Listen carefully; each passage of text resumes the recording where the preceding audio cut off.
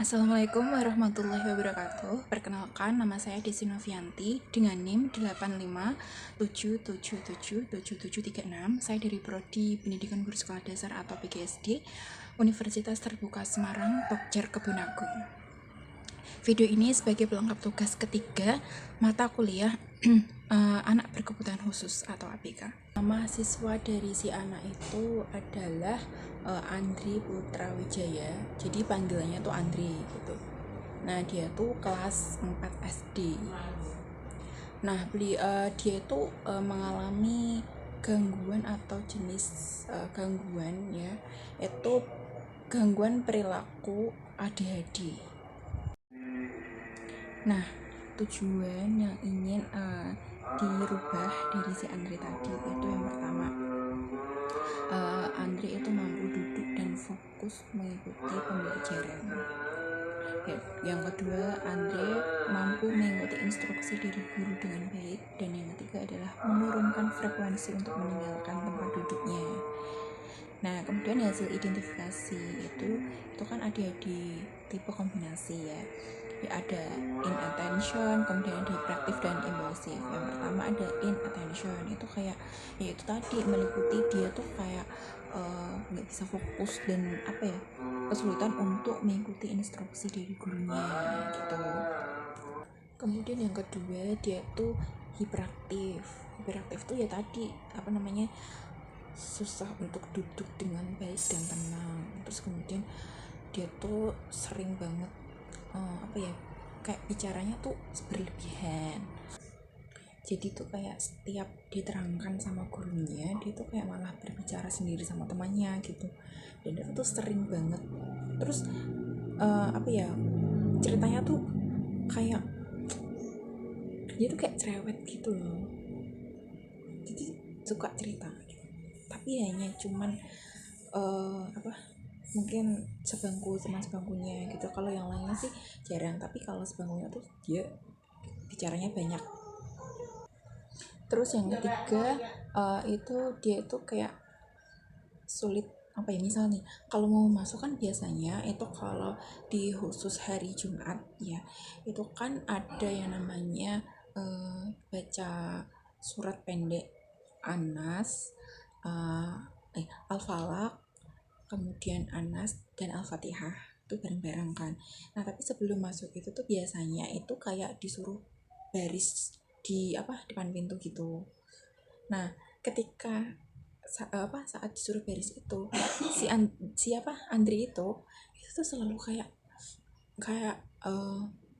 nggak bisa ngantri gitu, langsung ke depan gitu. Jadi dia tuh nggak bisa tenang, jadi dia nggak bisa buat ngantri sewajarnya kayak teman-temannya dia, tapi dia malah kayak nerobos aja ke depan. Terus kadang juga langsung masuk ke kelas, nggak ikut antri gitu. Itu sih termasuk tipikal impulsif ya. Jadi dari gejala yang muncul tadi gitu, itu kan bisa disimpulkan kalau si Andri itu tuh mengalami gangguan perilaku ADHD tipe kombinasi. Jadi tipe yang tadi inattention, kemudian hiperaktif dan juga impulsif.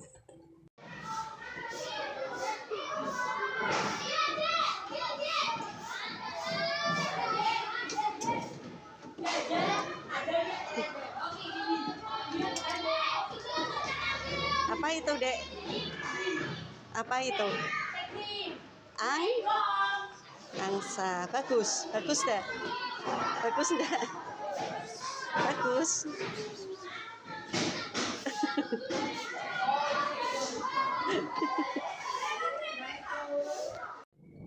Langkah yang bisa digunakan untuk menangani Andri tadi itu yang pertama adalah dengan modifikasi lingkungan atau dengan cara memindahkan tempat duduk si Andri tadi itu ke depan gitu. Jadi jauh dari jendela, jadi di depan, dan juga dekat dengan gurunya gitu, dekat dengan papan tulis.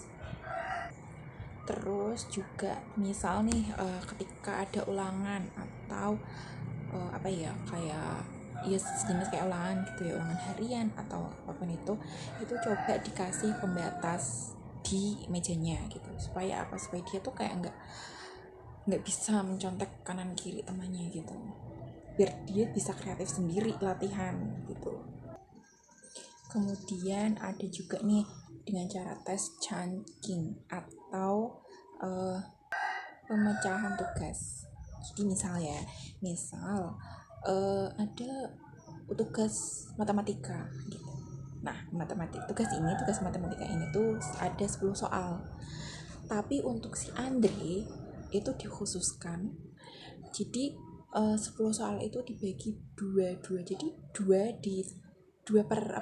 per tahap itu dua gitu. Jadi kayak misal nomor 1 dan 2 itu sendiri, kemudian nanti dijarak beberapa garis atau dijarak 1 lembar itu nomor 3 dan 4, terus 5 dan 6, 7, 8, 9, 10 gitu. Nah, dia nanti ngerjainnya nggak langsung 10 soal itu, tapi per sebisanya dia. Misal dia kok bisanya 1, 2, terus udah nggak apa-apa, dicontreng aja nomor 1 dan 2 yang udah dikerjain si Andri di bukunya tadi gitu. Jadi kan kalau dengan cara seperti itu kan si Andrenya kan bisa tahu kayak, oh ternyata aku cuma bisa ngerjain 2 soal aja nih, aku harus bisa yang lain juga, kayak gitu kan. Jadi dia punya rasa tanggung jawabannya gitu. Terus ada lagi misal dia itu kalau dijelasin kan nggak bisa fokus ya, dan nggak bisa diam kan, nggak bisa tenang. Nah, beritahu sama si Andri kalau Andri misalnya contoh kalimatnya seperti ini, Andri, kalau kamu bisa diam atau fokus mendengarkan ibu guru selama 15 menit atau 30 menit gitu, jadi sedikit-sedikit aja, nanti diperbanyak lagi waktunya gitu. Mungkin yang pertama kan kayak mungkin 10 menit sampai 15 menit gitu. Andri, misal kamu bisa fokus menghadap ke depan, memperhatikan penjelasan dari ibu guru selama 10 menit ke depannya ya, itu ibu akan memberikan kamu stiker bintang misal. Jadi kayak dengan cara reward atau memberikan penghargaan kepada si Andri supaya dia juga bisa semangat untuk kayak membenahi. Nah, kapan dilakukannya strategi itu tadi? Ketika misalnya ada proses belajar mengajar itu berlangsung gitu. Contohnya kesulitannya kan kalau di SD kan biasanya anak-anak sulit untuk mempelajari matematika ya. Nah, misal kalau ada pelajaran matematika atau mungkin juga hari biasa juga bisa gitu. Nah, yang ketiga strategi penanganannya itu penguatan atau pengujian. Jadi kalau ada anak yang mengalami gangguan seperti yang Andri tadi ya, yang kayak karakteristiknya Andri, itu jangan untuk langsung kamu dicap kayak nakal terus nggak bisa itu, jangan dicap seperti itu, dan jangan sampai kita itu bilang di depan dia langsung gitu, jangan sampai. Jadi kita nggak boleh, malah nggak boleh kalau seperti itu ya. Justru yang kita lakukan itu sebagai guru adalah menyemangati dan juga mendorong supaya dia juga bisa seperti anak biasanya gitu, bisa kembali normal dan menurunkan perilaku yang negatifnya tadi gitu. Dan jangan suka dihukum. Anak kayak Andri itu jangan suka dihukum, karena kalau kita sering menghukum itu dia malah kayak tambah nakal gitu. Jadi kita pelan-pelan kita nasihati dengan cara strateginya tadi kemudian juga intinya kita tuh secara halus gitu loh, secara tenang tapi pasti gitu.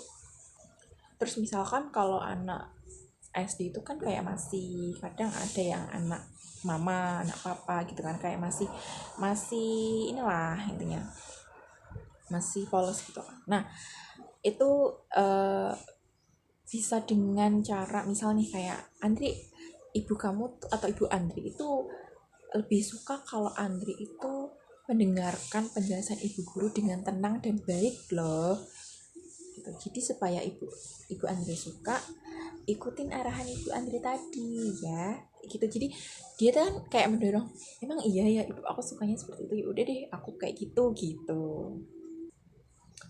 Jadi kesimpulannya dari observasi yang saya lakukan tentang siswa kelas 4 yang bernama Andre Putra Wijaya tadi adalah bahwa Andre menunjukkan gejala gangguan perilaku yang mengarah ke ADHD yang berdampak pada atensi, impulsif, kontrol diri, dan kemudian emosi dalam pembelajaran.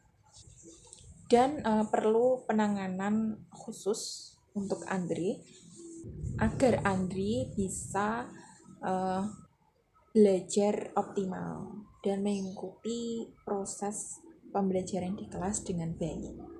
Seperti itu. Terima kasih. Wassalamualaikum warahmatullahi wabarakatuh.